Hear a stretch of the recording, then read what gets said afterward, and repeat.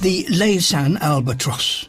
This chick, 6 weeks old, will become a supreme long-distance traveller, flying millions of kilometres in its 60-year life.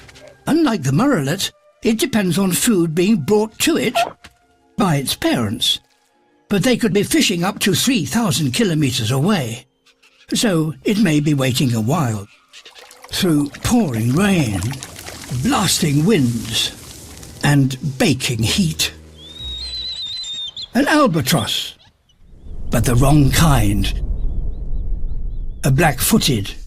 Starving, the Laysan chick tries its luck. Clearly, for this mother, it's family first.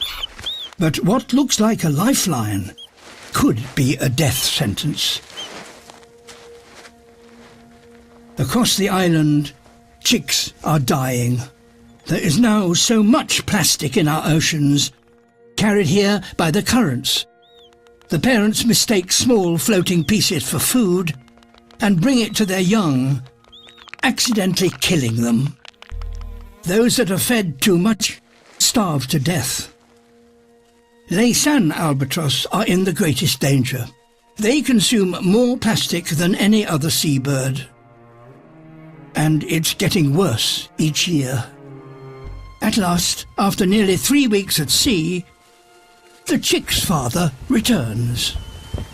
This could be the last meal the chick is ever given, and almost certainly contains plastic.